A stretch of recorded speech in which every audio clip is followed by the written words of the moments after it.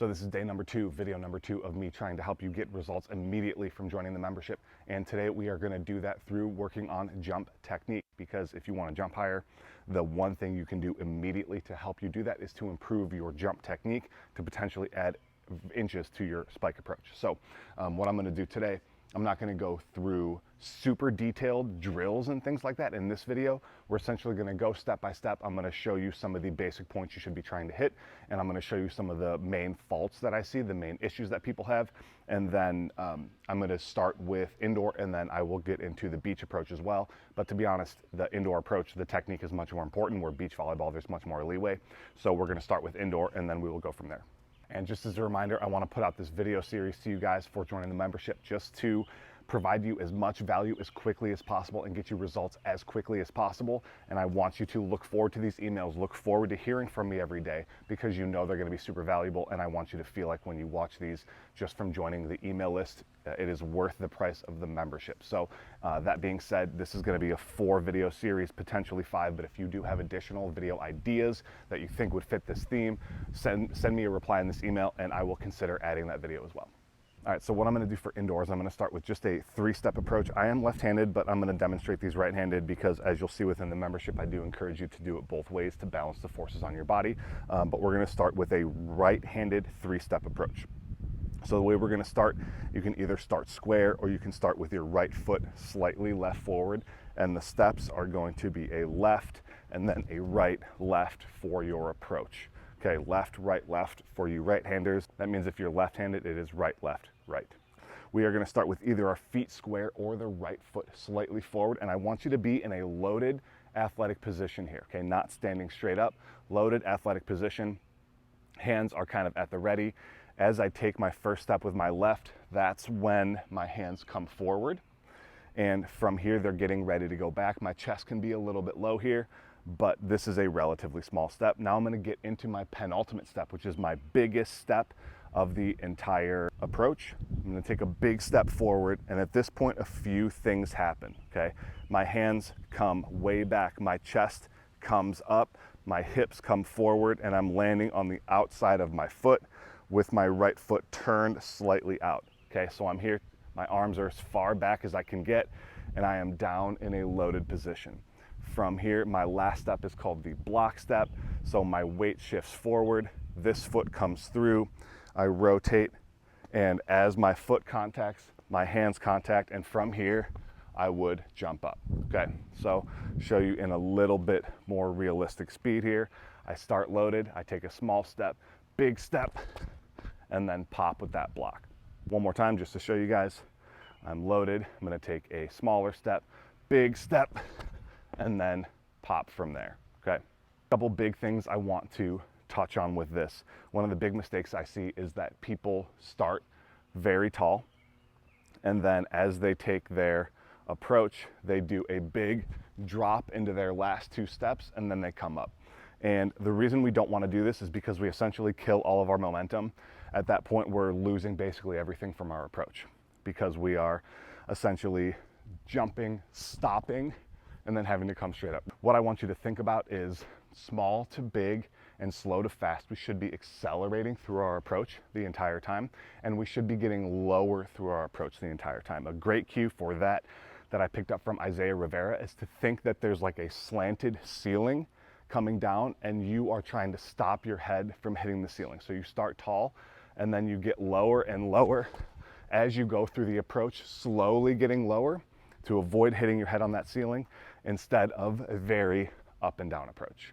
Another big fault that I see with this often is called diving through the penultimate, which is where you leave your chest too far forward. So you start in this loaded position, you take your step, but then when you go to do your big penultimate step, you stay leaning forward like this, and what that results in is diving through that penultimate or diving through your block step, or you don't transfer your horizontal momentum to vertical momentum and vertical height with that. Again, what we want to do instead is, as we take that penultimate, we're loaded here.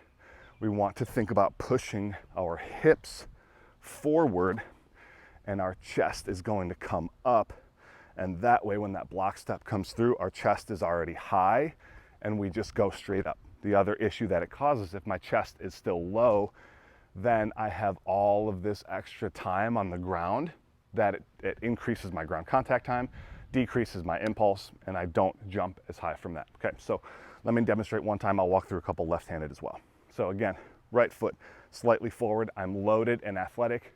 I'm gonna take a small step, big push, and then popping that block. That last step, when we come through with that block step, it's here and I'm popping up off the ground.